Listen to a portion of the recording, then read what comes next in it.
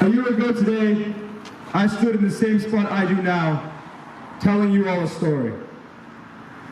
A story about my family fleeing a murderous Azerbaijani regime. A regime which orchestrated brutal attacks on Armenians living in Baku, Sumgait, Yerevan, and Maragha. Attacks which left thousands dead or displaced. A lot can change in a year, I admit. But some things never do. That regime lives on in Azerbaijan, with their dubiously elected President Aliyev taking steps to openly and obviously, slowly but surely, destroy the Armenian nation that stands between him and his dream of pan-Turkism. After an illegal 10-month blockade of 120,000 Armenians cut off from food, water, medicine, and power, the nation of Azerbaijan began intense shelling and military advancement through the historic Armenian land of Artsakh.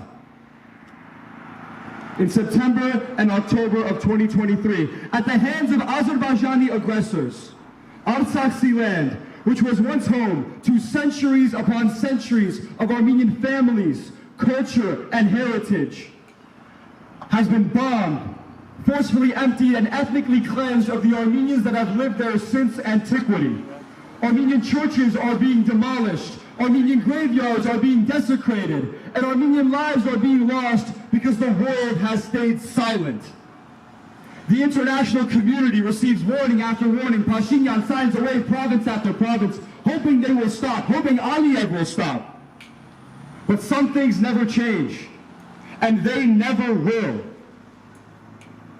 Aliyev has made his plans to take Syunik very clear, going so far as to claim that Yerevan, the capital of Armenia, founded in 800 BC, is somehow historic Azerbaijani territory. Make no mistake, Angerne, that's where he's going next.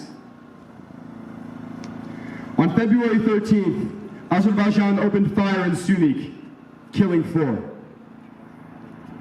God rest their souls. Rest in peace to Edward Harutyunyan, Gagik Manukyan, Arsen Hambartsumyan, and Hiracha Hovanesyan. Today we remember them, along with the hundreds of thousands of other souls lost in this disgusting cycle of murder and colonialism, from the genocide in 1915, to the pogroms in 88, to the war in 91, to the war in 2020, to the blockade in 2022, to the Artsakh Genocide, call it what it is, the Artsakh Genocide in 2023. We will never forget. Last year, I stood before you all and I said that as we remember the lives lost in Sumgait, in Baku, in Yerevan, in Maragha, that we cannot let our focus waver from the lives that we could save in Artsakh. But the world has failed.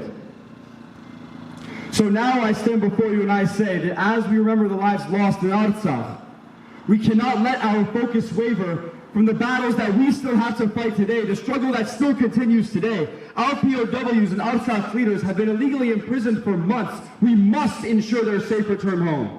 The Armenian quarter of Jerusalem is under threat, and Aliyev may march on Syunik or Tavush or Vayot Zor at any minute. Now more than ever, we need to be here. We need to be united. We need to be committed.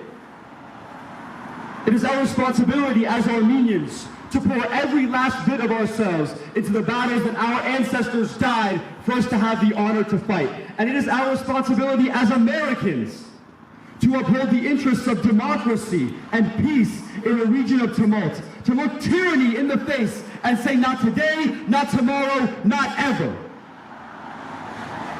It seems that at some point along the line, the United States has forgotten that responsibility.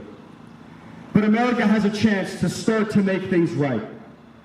The Armenian Protection Act of 2024 and the 502B legislation in the House and the Senate will cut American aid from Azerbaijan and keep American taxpayer dollars out of the hands of genocidal dictators like Aliyev.